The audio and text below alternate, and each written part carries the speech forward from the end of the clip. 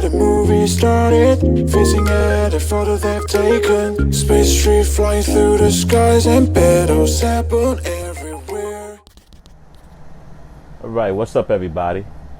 Alright, today is the next chapter of my journey that I want to indulge in, and it's going to be covering my diabetes battle. Alright, so that's what we'll be talking about today. But before I go into that, you know, football season is upon us, and I would like to give a shout out to my Eagles. I hope we do really well this season. Wentz, this is the season. It's either you got it or you don't got it. I mean, no more injuries, please. All right. So I just wanted to touch on that real quick, and let's just move on and dive into this. All right. So the year 2012 is the year that I went to the doctor, and that's when I found out I was diabetic. And I found out in an extremely harsh reality check. My A1Cs was like at almost 19. They was like, yo, we can't even believe that you're walking around right now. You know, so yeah. So when I first got diagnosed with diabetes, it was really bad. In hindsight, I had symptoms that let me know something was wrong, you know, using the bathroom at night, like every 15, 20 minutes. Couldn't quench my thirst, leg cramps, stuff like that was happening with me. So I ended up going to the doctor, but I was going to the doctor because my blood pressure was high, but I ended up finding I was also diabetic. So, of course, the doctors tell you the things that you need to start doing.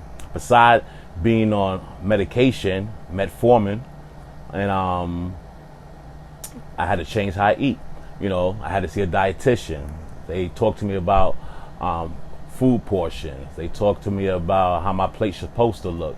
You know, they talked about carbs, proteins. They talked about all these things, and that I had to start making changes. You know, I really had to get my A1s down. So in the beginning of this journey with my diabetes, I started doing that. I started making small changes in the way I eat, started going to the gym, started losing some weight, you know, but still was drinking alcohol, still partying, still doing other things that I was losing some weight, but still not seeing the gains that I should have been seeing by eating a little better and by working out because of the other things. So, you know, lost a little weight, not being consistent. So my weight used to go up and down.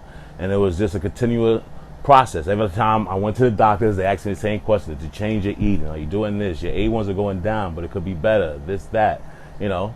Finally, I got my A1s down, you know, reasonable, where it was controlled with the medication, and I felt content with that. You know, I just thought I was going to be a diabetic for the rest of my life. So, continue drinking, continue doing these things while taking my medication. So yeah, still having a good time. And it took in the beginning of 2018, right before my 50th birthday. I wasn't feeling good, nothing like that. I ended up having my party, enjoyed myself, but still wasn't feeling well. So that week I ended up going to the doctor. I went to the doctor and found out I developed a fatty liver. My liver, I think, was 17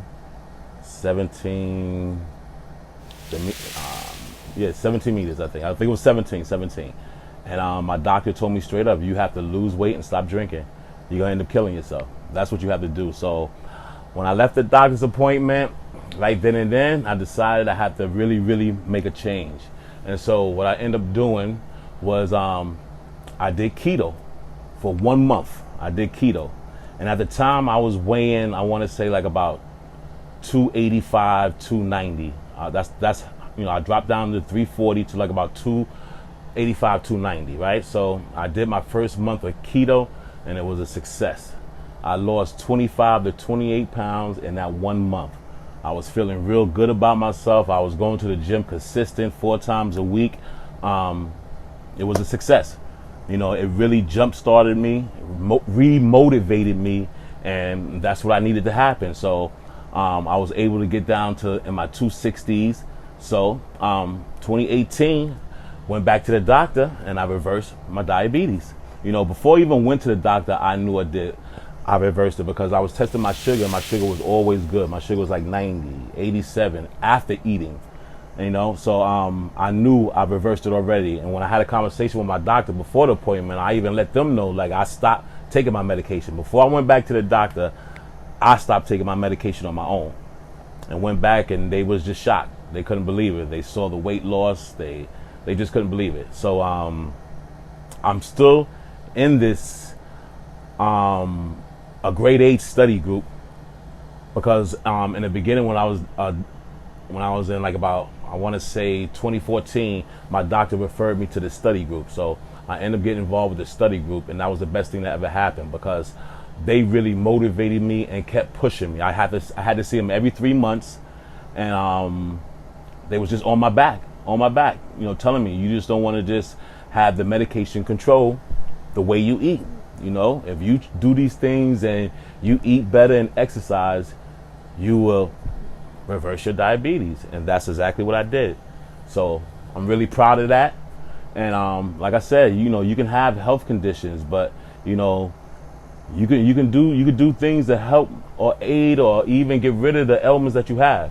I'm not saying it's easy because it's far from easy, but that's the way you gotta look at things. If you want to live as long as you want to live, you have to start taking care of your health issues. So I just wanted to touch on that and give you an insight to me being diabetic and reversing it in 2018. All right. So I just wanted to share that with y'all, and I hope this helps some of y'all out there to motivate yourselves to make some changes. And one thing I like to also mention is that don't be afraid to go to the doctor. If you're not feeling right, go to the doctor, because a lot of people have ailments and they sitting around these things, and these things are just festering inside of you. And by the time you react to it, sometimes it could be a little too late, or you have a real rough uphill battle. All right. So subscribe to my channel so you don't miss any new content. Hit that bell, and everybody stay healthy and make some lifestyle changes to change your life. All right.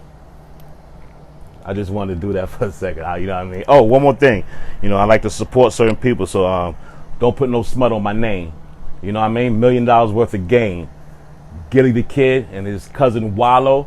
I watch a lot of their videos, and they're very inspirational. And like I said, sometimes you just got to find things that gives you that extra motivation. It could be anything, whatever works for you. All right. So you just have a great day and stay tuned. All right. Later.